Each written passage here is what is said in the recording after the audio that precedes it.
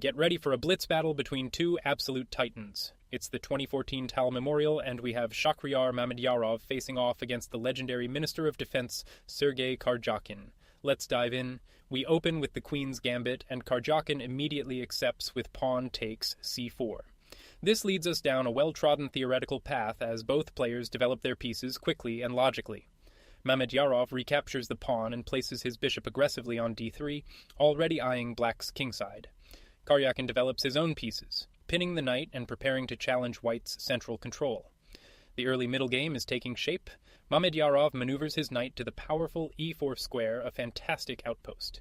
Karjakin immediately challenges it, and after both sides castle, black's knight hops into b4, creating new threats. And white plays the calm bishop to b1, a subtle but useful move to sidestep any trouble on the long diagonal. And here, Karjakin makes a small but significant imprecision. The move he plays allows white to seize a comfortable edge. A more challenging approach existed. Knight to c4 would have immediately fought for the center. After bishop to c1, black could castle queenside, and if pawn to a3, the knight simply returns to c6, having forced white's pieces into slightly less active squares. But in the game, Karjakin plays bishop to c6, and the moment to fight for the initiative is gone. White builds patiently, kicking the knight and preparing to expand. Black castles queenside, and now we have a battle. With kings on opposite sides of the board, it's a race to see who can generate the faster attack. But Mamedyarov slips. Queen to c2 is too slow and gives up all of his advantage. The engine wanted pawn to b4, starting a direct assault on the black king, but this move lets Karjakin right back into the game. And Karjakin seizes the moment. Pawn to g5 launches a pawn storm of his own, aimed directly at the white king. White is under pressure and needs to find the right defensive plan. Instead, he makes another inaccurate pawn move that hands a serious advantage to black. The key idea was still on the queen side. The engine's choice was pawn to b4, fighting fire with fire. After pawn to h5, bishop to a2 prepares. If pawn to g4, the bishop can swing over to h4, creating counter threats. But back in the game, Mamedyarov plays pawn to a4, a move that does little to stop the coming storm, and now black's attack is becoming very dangerous. The position is electric. Black's knights jump into the attack, and Mamedyarov makes a daring decision, sending his queen to g5 to snatch a pawn. This just adds more fuel to the fire, as black's rook immediately eyes the now open g-file. With a winning attack in his hands, Karjakin plays pawn to h5. It's a good move, but not the killer blow. He missed the stunning bishop to h6 with the unstoppable idea of knight to d3, which would have won a piece and the game. White gets a moment to breathe, bringing his rook to f2 for defense, and black calmly improves his bishop to e7, content to build the pressure. But here comes another error from white. He brings his knight to d3, which looks active, but it walks right into black's plans. A better defense was needed to blunt the attack. Pawn to h4 bishop takes knight on c5 pawn, takes bishop on c5 pawn to a5, king to h2. But instead, the knight lands on d3, and now black is once again completely winning. An incredible turn. Just one move after being handed a winning position, Karjakin misses the knockout punch in this wildly complex blitz game. There was a clear and crushing capture. The simple knight takes knight on d3 was decisive. After the bishop recaptures, bishop to g5 comes in, and after pawn to f4, bishop to e7 leaves white's position in absolute ruins. But in the game, he plays pawn to h4, a good attacking move, but one that lets white right off the hook. Mamedyarov seizes the chance to develop with bishop to f4, putting more pressure on black's center. Another slip from Karjakin. He swings his queen to h5, keeping the attack going, but the safer king to b8 was much stronger, securing his own monarch before continuing the assault. The seesaw continues. White plays pawn to a5, but this misses the best defense. The simple pawn to h3 would have consolidated the kingside, but now the advantage swings right back to black. Brilliant. Karjakin unleashes the pawn sacrifice pawn to a6, a fantastic move designed to rip open the a and b files for his rooks to flood into the attack. And Mamedyarov makes a fatal mistake by accepting the sacrifice. This turns a difficult position into a lost one. The only way to survive was to ignore the pawn. Pawn to h3, king to b8, bishop to h2, knight takes knight on d3, bishop takes knight on d3, but he takes the bait. And knight takes knight on b4 turns out to be the losing move.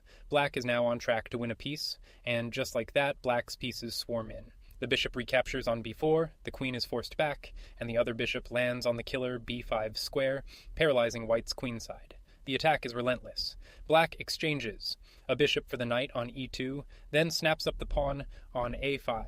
The pressure is mounting with every single move, and in a lost position, Mamedyarov finds a miracle. Rook to c4 is a phenomenal defensive resource, the only move that keeps the game alive. Here's the point. If the king steps to b8, white can finally play pawn to h3.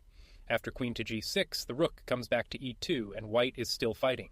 Karjakin repositions his rook to g7, preparing to shift his firepower back towards the king side.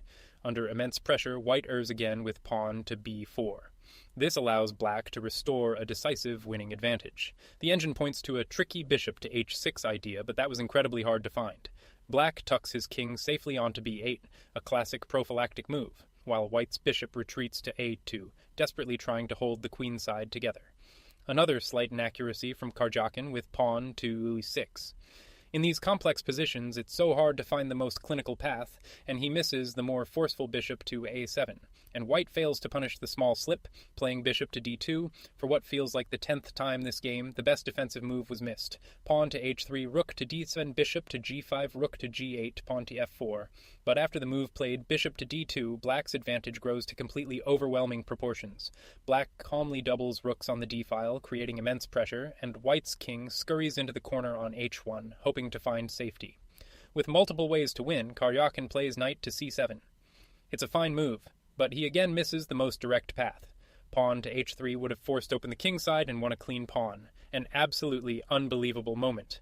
Mamedyarov plays bishop to e3, completely missing a golden opportunity to turn the tables and win the game on the spot. The incredible bishop to g5 was winning for white. If black takes the pawn on d4, a series of exchanges follows. Rook takes rook, and bishop takes the rook on d8, and suddenly, white is the one winning material. A stunning miss. Instead, he plays bishop to e3, and black is still completely in control. And in a game defined by missed chances, Karjakin makes his final mistake, playing knight to b5. The simple bishop takes pawn on d4 would have liquidated into a trivially winning endgame. Finally, white plays pawn to h3, a crucial defensive move that has been begging to be played for the last 20 moves. And there it is, a brilliant sacrifice. Karjakin plays bishop, takes the pawn on d4, blasting the position wide open. White has no choice but to capture with bishop takes d4, and black recaptures with knight takes d4, and the attack is decisive. The final moves are a desperate scramble. White's queen and rooks try to form a defensive wall, but black's knights are buzzing, ready to deliver the final blow. And then, in the most shocking twist of all, in a position where he is completely winning, Sergey Karjakin resigns. Mamedyarov wins the game. It's an unbelievable result and a heartbreaking end for Karjakin, who was on the verge of victory.